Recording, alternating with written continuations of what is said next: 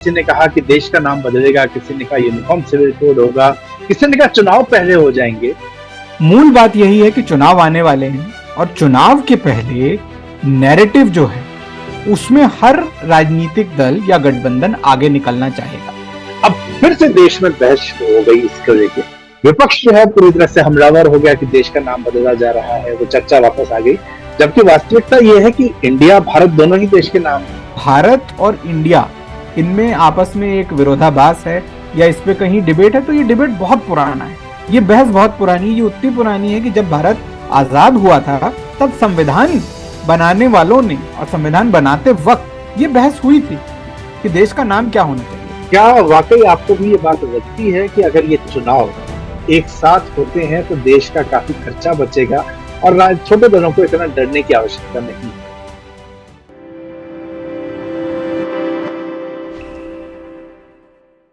नमस्ते, मेरा नाम है नवीन चौधरी और आप सभी का स्वागत है फेयर ऑब्जर्वर हिंदी में। दोस्तों, पिछले कई दिनों से कयास लग रहे थे कि लोकसभा का विशेष सेशन बुलाया क्यों गया है। कई तरह के लोगों ने अंदाजे लगाए। किसी ने कहा कि देश का नाम बदलेगा, किसी ने कहा यूनिफॉर्म सिविल कोड होगा, किसी ने कहा चुनाव पहले हो जाएंगे। लेकिन किसी के पास भी एक कंक्रीट जवाब नहीं है जो ये कहे कि हाँ, असल में ये होने वाला है। हालांकि इसका जवाब कुछ दिनों पहले खुद प्रधानमंत्री जी ने दे दिया है, लेकिन फिर भी कई सवाल बाकी हैं। तो ये सभी सवाल जो आप सबके हैं, ये सवाल जो मेरे भी हैं, इन सवालों का जवाब देने के लिए आज हमारे साथ है मनु शर्मा जी। मनु शर्मा जी जाने माने अर्थशास्त्री हैं, कैम्ब्रिज विश्वविद्यालय से पढ़े हुए हैं, वर्ल्ड बैंक के साथ जुड़े रहे हैं, राजनीति पर गहरी नजर रखते हैं, साइकोलॉजिस्ट हैं। तो मनु शर्मा जी, आपका बहुत बहुत स्वागत स्वागत है फेयर ऑब्जर्वर हिंदी के शो में। धन्यवाद नवीन जी। ये जो अभी हम बात कर रहे थे, ये बात जो चल रही है कि आखिर ये पूरा सेशन है क्या, इतना सारा हल्ला मचा। और एक हम लगातार देखते रहे कि नरेंद्र मोदी जी बड़े अप्रत्याशित निर्णय लेते हैं और यही एक वजह थी कि इस सत्र को लेकर देश भर में बेचैनी बढ़ी, विपक्षियों में बढ़ी बेचैनी, और जो सत्ता के समर्थक थे उनको लगा के अरे फिर सत्र कमाल होने वाला है। तो सरकार इस उद्देश्य को पहले भी घोषित कर ही सकती थी, लेकिन अभी हाल में यह पता चला कि नए संसद भवन में प्रवेश को लेकर जो है ये सेशन हो रहा है। 18 को स्टार्ट होगा, 19 को प्रवेश होगा। लेकिन इतना कुछ इतने दिनों तक जब सोशल मीडिया पे इतनी चर्चा हुई, ये बात पहले भी तो कही जा सकती है। या पिछले काफी समय से हम प्रधानमंत्री जी को जब देखते हैं तो क्या वो जानबूझकर इस तरह का एक एटमॉस्फेयर क्रिएट करते हैं कि सोशल मीडिया पर जो चर्चाएं चले उसके बहस के जरिए वो कोशिश करते हैं ये अंदाजा लगाने का कि आखिर देश का मूड क्या है। क्या ऐसा कुछ है या इसके पीछे आपको कोई और कारण नजर आता है? देखिए, सीधे शब्दों में अगर कहें तो अंग्रेजी भाषा का एक शब्द है नैरेटिव। हिंदी में अगर जी। उसका अनुवाद करें तो बनता है वृत्तांत, या एक कह सकते हैं किसी भी चीज के बारे में लोगों की क्या सोच है। तो चुनाव आने वाले हैं 2024 में, जैसे हम जानते हैं अगर सही समय पे चुनाव हो तो 2024 में होंगे, कुछ पहले भी हो सकते हैं, अभी कहा नहीं जा सकता। लेकिन मूल बात यही है कि चुनाव आने वाले हैं और चुनाव के पहले नैरेटिव जो है उसमें हर राजनीतिक दल या गठबंधन आगे निकलना चाहेगा। अभी हमने देखा कि इंडिया नाम का एक गठबंधन बना जिससे हलचल हुई। एक एक उनका जो ब्रांड नेम उन्होंने जो चुना है उसको लेकर काफी काफी हम बातें सुन रहे हैं, एक डिबेट सुन रहे हैं। कुछ कह रहे हैं अच्छा हुआ, कुछ कह रहे हैं नहीं हुआ, कुछ कह रहे हैं हमारी कोई राय नहीं है इसके बारे में। पर फिर भी कहीं ना कहीं जाकर बातचीत हो रही है। तो सरकार की तरफ से भी एक जवाब आना तय था। अब वो क्या कर सकते थे? उनके सामने सवाल ये था कि कोई ना कोई ऐसी बात छेड़ी जाए या ऐसी चीज को लेकर एक कौतूहल बनाया जाए कि लोग बोले अरे अच्छा अब नया क्या होने वाला है। और ये इस सरकार की एक शक्ति भी रही है, ये उनकी स्ट्रेंथ भी रही है कि सरकार जो है समय समय पर कुछ बड़े निर्णय लेकर जो नैरेटिव है उसको अपने पक्ष में मोड़ पाई है। कुछ निर्णय अच्छे सफल साबित हुए, कुछ नहीं हुए, पर कुल मिलाकर क्या हुआ, बड़े निर्णय लिए गए। तो उसी को लेकर कहीं ना कहीं लोगों में ये उत्सुकता है जानने की कि होने क्या वाला है, क्योंकि ये तो सबको पता है कि ये सरकार बड़े निर्णय ले सकती है। अब सवाल आता है वो निर्णय किस दिशा में जा सकते हैं। एक है सुनने में आ रहा कि भाई वन नेशन वन इलेक्शन, कुछ कह रहे हैं भाई भारत का नाम बदला जाएगा, कुछ कह रहे हैं कि कोई बहुत बड़ी बात नहीं है, सिर्फ एक नई संसद का उद्घाटन है। तो ये देखना पड़ेगा, ये शायद अभी भविष्य के गर्भ में है, लेकिन कुछ बड़ा निर्णय क्योंकि सरकार आ, अतीत में लेती आई है, तो लोग जानना जरूर चाहेंगे अभी क्या हो रहा है। अच्छा, इसी सारी चर्चा में जो आपने भी बात कही कि इंडिया विपक्ष का जो है एक गठबंधन का नाम बना, और इस नाम के साथ हम शुरू से ये देख रहे हैं कि सरकार जो है थोड़ी सी असहज हो गई। उन्हें संभवतः ये उम्मीद नहीं थी। एनडीए बनाम यूपीए बड़ा आसान था, लेकिन इंडिया का विरोध कैसे किया जाए, उसके नाम बदलने का प्रयास हुआ, घमंडिया इत्यादि। और इस दौरान जब संसद सत्र की चर्चा शुरू हुई थी तो कुछ ट्रोल्ड अकाउंट भरे हुए वेरीफाइड हैं। मैं इनको ट्रोल्ड अकाउंट ही कहूंगा क्योंकि वो बहुत सारे इस तरह की एजेंडा के साथ वो आते हैं। तो वहां से एक चर्चा शुरू हुई कि सरकार जो है देश का नाम आधिकारिक रूप से भारत करने वाला है। ये ट्रोल अकाउंट से चर्चा थी, कई सारे जो है भाजपा के नेता इसके ट्रैप में भी आए, और उनको एक आध ने उसके ऊपर छोटा मोटा कुछ लिख भी दिया, और उनको समझ में आया, उन्होंने फिर ट्वीट हटा लिए। तो लेकिन 3-4 दिन के बाद जब ये ट्रोल अकाउंट से सारी चर्चा हो रही है, इसके 3-4 दिन के बाद राष्ट्रपति महोदय जो G20 का निमंत्रण पत्र भेजते हैं, उसमें लिखा हुआ है president of Bharat, president of India नहीं। अब फिर से देश में बहस शुरू हो गई इसको लेके। विपक्ष जो है पूरी तरह से हमलावर हो गया कि देश का नाम बदला जा रहा है, वो चर्चा वापस आ गई।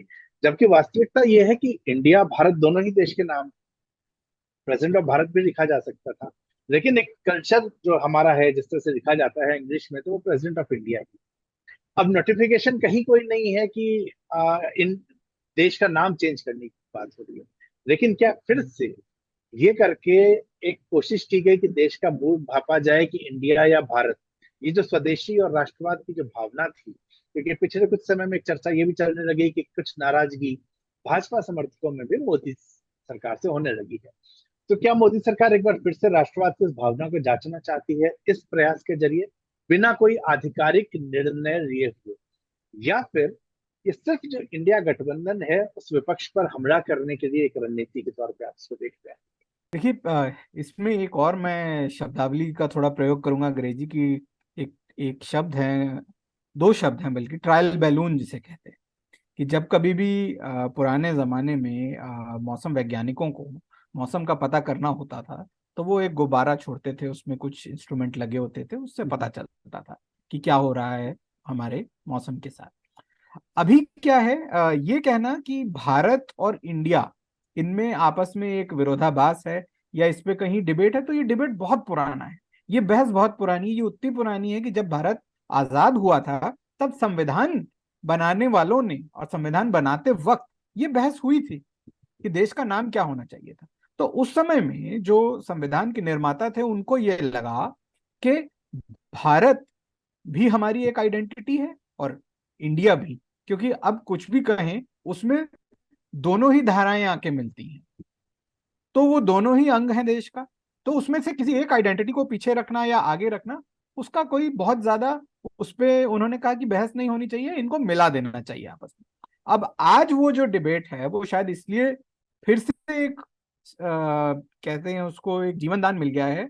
तो कहीं ना कहीं उसका कारण राजनीति ही है कि उसमें अगर एक गठबंधन जो है वो देश का नाम लेकर आगे बढ़ रहा है, तो कहीं ना कहीं थोड़ा सा उससे एक बेचैनी तो होगी, क्योंकि एक बड़ा भारत, देखिए, सारी राजनीतिक दल जो है वो भारत का हिस्सा है, इंडिया का हिस्सा है।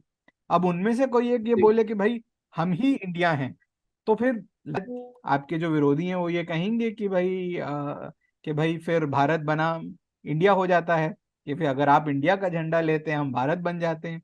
लेकिन मेरे ख्याल से राजनीतिक बहस है, उसमें बहुत ज्यादा गंभीरता नहीं है कि यहाँ पे हम ये कह सकें कि भाई कोई बहुत बड़ा आमूलचूल परिवर्तन है ये, तो वो शायद नहीं है। वैसे भी अगर बिल्कुल। संविधान की दृष्टिकोण से देखें, तो उसमें साफ तौर पे लिखा है इंडिया दैट इज भारत, यानी कि दोनों ही देश के नाम हैं। तो बहस कर सकते हैं, लेकिन उससे कोई वास्तविकता में बहुत भारी फर्क नहीं पड़ता। बिल्कुल, मैं इस बात से काफी आपके सहमत हूँ कि वास्तविकता में फर्क नहीं पड़ रहा। लेकिन ये सरकार की, मैं मानता हूँ, जो आपने बहुत अच्छा उदाहरण दिया था मौसम वैज्ञानिकों वाला, कि सरकार कई बार मौसम वैज्ञानिक की तरह यहाँ पर काम कर रही है। अच्छा, इन्हीं चर्चाओं के अंदर एक चर्चा और थी कि अब चुनावी मौसम आ चुका है, 4 राज्यों के चुनाव होने वाले हैं, दिसंबर के अंदर, और मई में 2024 के चुनाव, तो चुनावी तैयारी तो शुरू हो चुकी है। एक चर्चा इसी दौरान जब ये संसद के सत्र की बात हुई, तो वन नेशन वन इलेक्शन, इसकी बात होनी शुरू हुई है। इसको लेकर भी हम बहुत ज्यादा विरोध देख रहे हैं, जबकि ये वास्तविकता है कि शुरुआती जो दौर था उसमें काफी वर्षों तक, संभवतः 1967 तक, चुनाव एक साथ ही होते रहे थे राज्यों के, देश के, और बाद में नए राज्य बनते चले गए, हम्म। उसके बाद चुनाव अलग होते गए।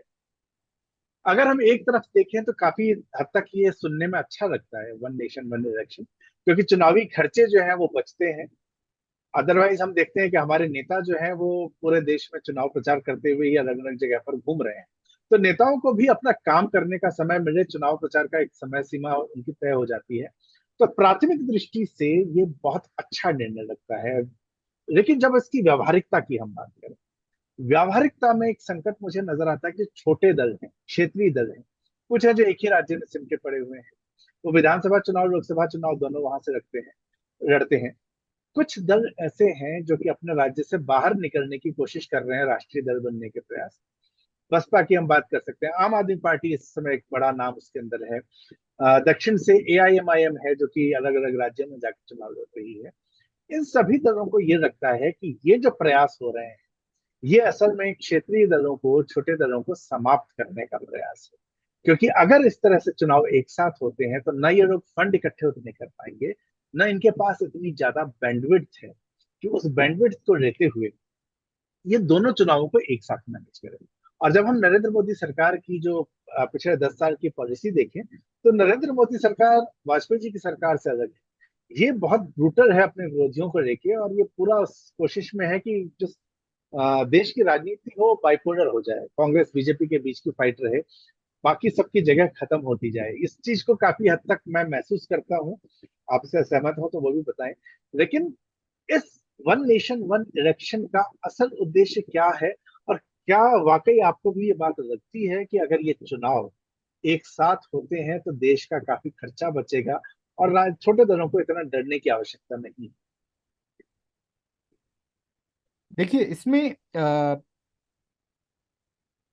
जो नैरेटिव का एक थ्रेड होता है, एक जी। एक एक सिरा जो है, वो शुरू से भारत में क्या रहा है कि भारत में दो प्रकार की राजनीतिक शक्तियां शुरू से हैं जब से देश आजाद हुआ।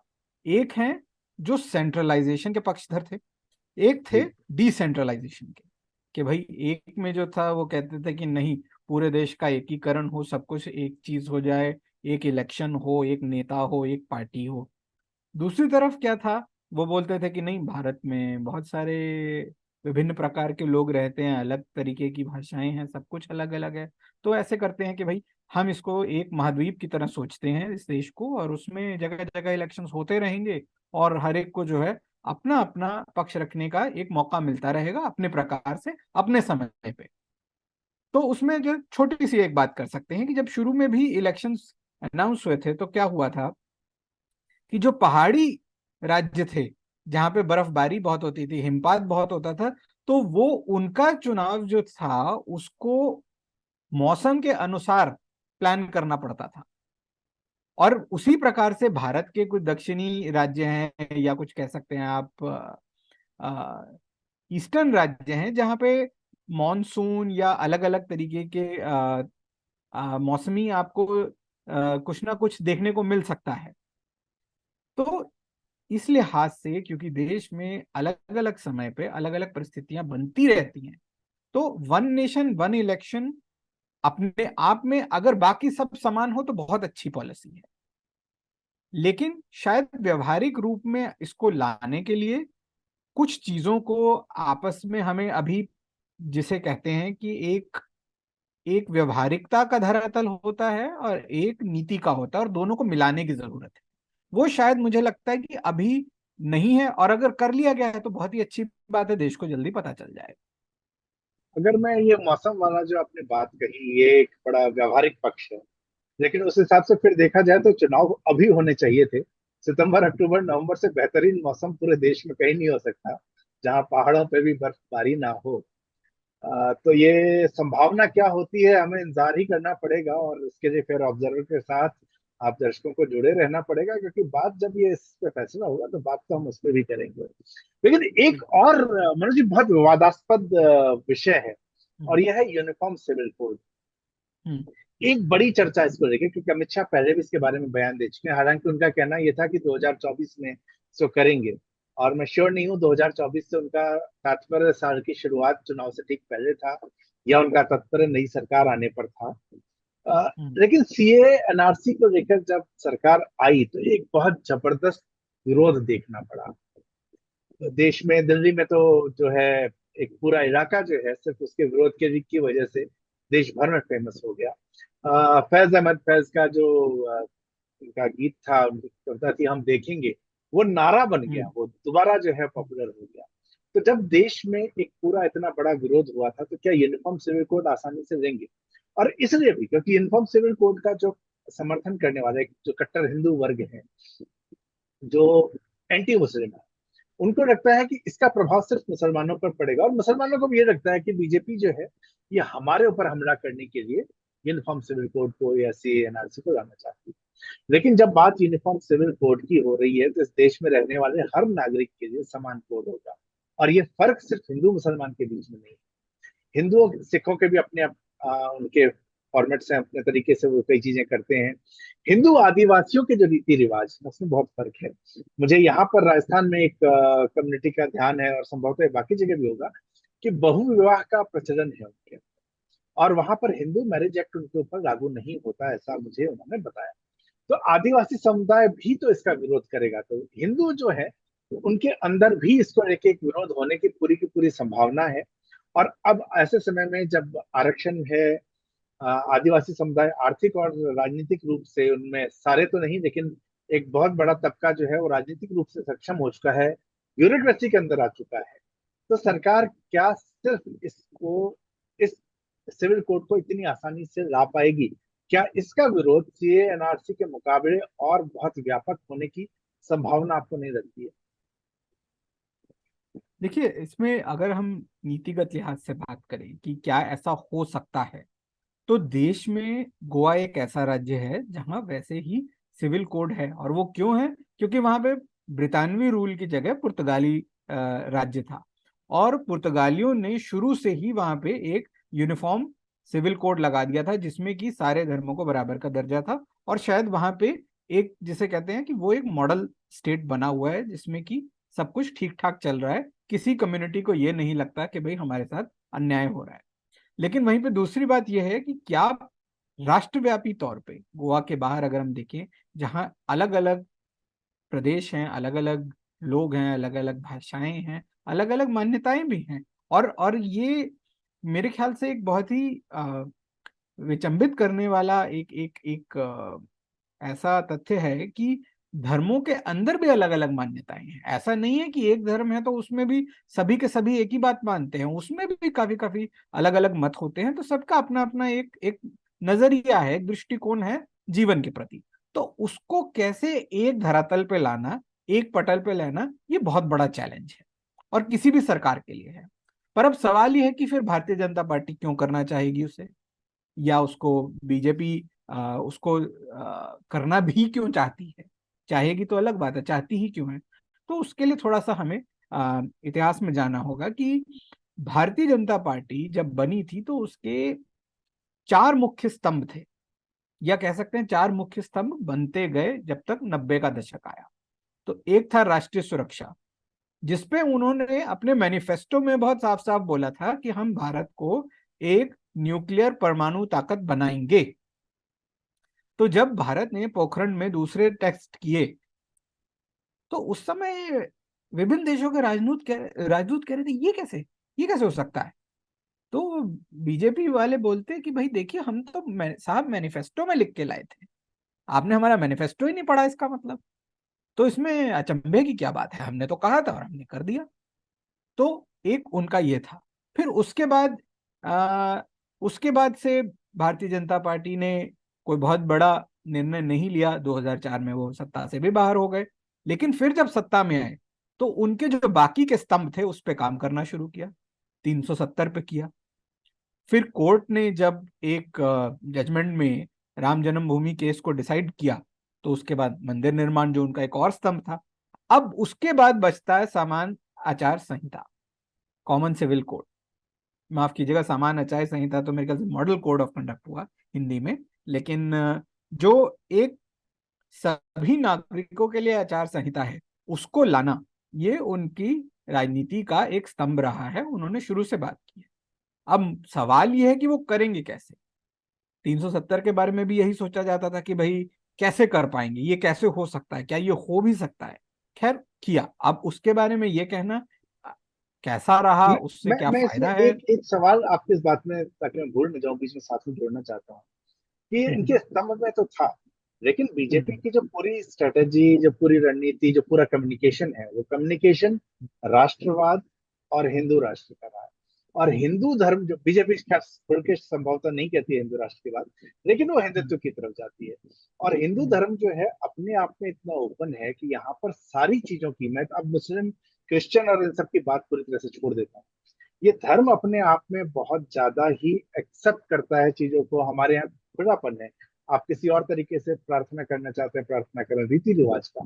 तो ये जो पूरा हमारे, जब राष्ट्रवाद की जिस आइडियोलॉजी के साथ संस्कृति की जिस बात को पार्टी करती है, वो उस मूल संस्कृति को क्यों खत्म करना चाहेगी। मैं इस सवाल को भी इसके साथ में जोड़ना चाह रहा हूँ, ताकि आपके आंसर में एक ये चीज भी साथ साथ ऐड होती चली जाए।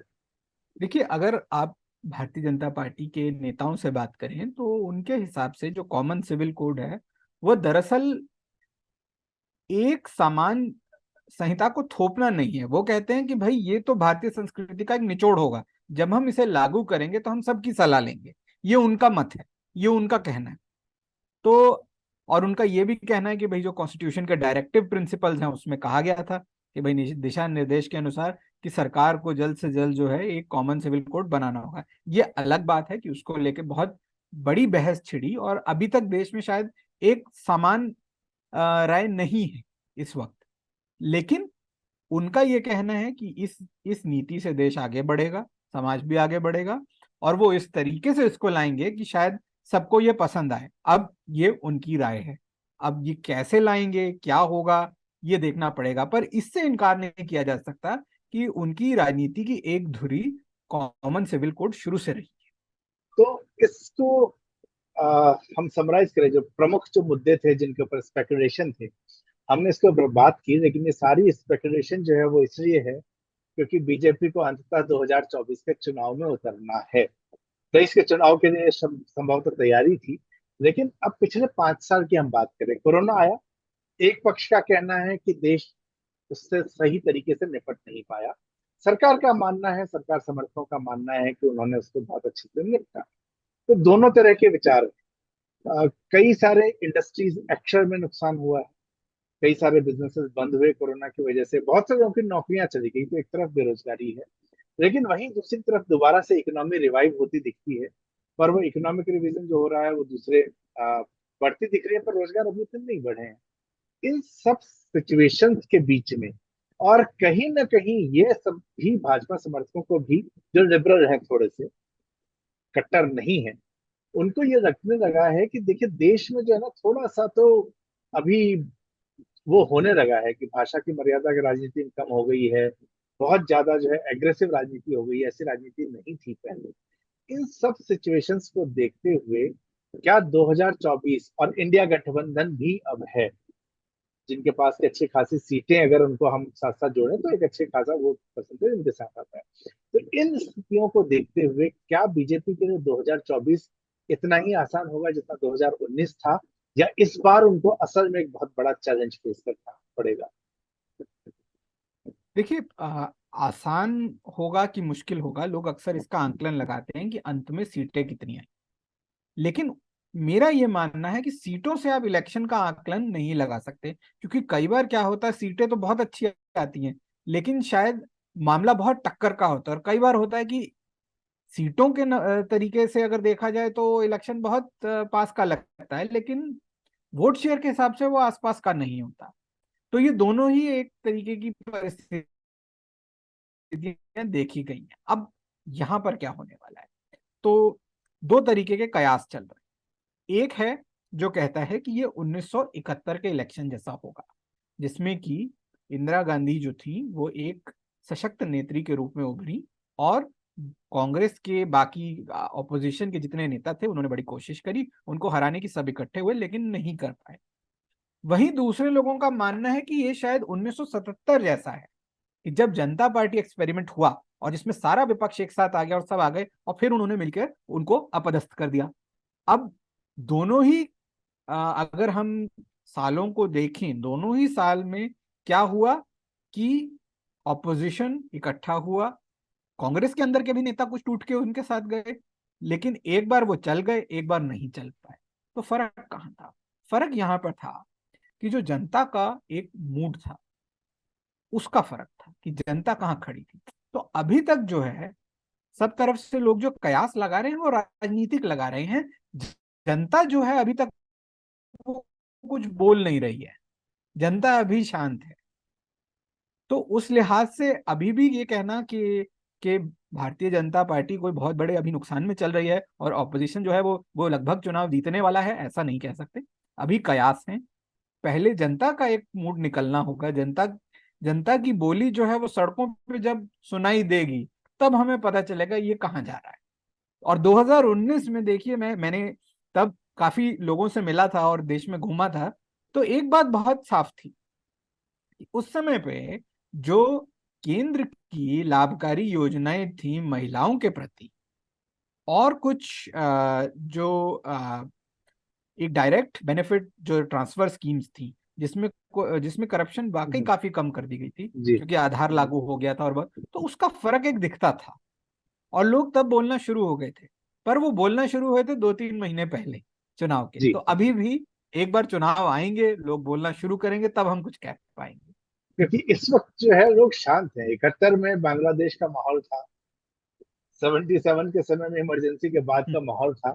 इस समय जो है, जैसे हमने बात की कि काफी कुछ जी। डिवाइडेड है, कई लोग विरोध में हैं, कईयों का अभी भी लग रहा है कि चीजें बहुत अच्छी चल रही हैं, देश जिस दिशा में जाना चाहिए था वो जा ही रहा है, हम्म। जिसमें G20 भी एक है। लेकिन आज हम G20 की बात नहीं करेंगे दोस्तों। तो आज हम मूल रूप से मनु शर्मा जी के साथ ये समझना चाह रहे थे कि संसद के सत्र पे जो स्पेकुलेशन है वहां क्या होगा ये अलग बात है, लेकिन असल में इनकी स्थिति क्या है और इसके पीछे पार्टी की सोच क्या है।